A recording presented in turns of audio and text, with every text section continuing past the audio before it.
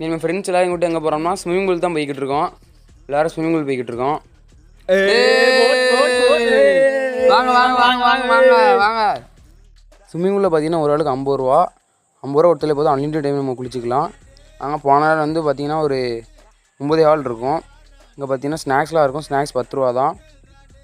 9 hall இருக்கும். இப்போ நாங்கள் போய் குளிக்க போகிறோம். பாருங்கள், கூட்டமே இல்லை ஸ்விம்மிங் பூலில். சரி, இனிமேல் குளிக்க ஆரம்பிக்க வேண்டியதான். ஏங்க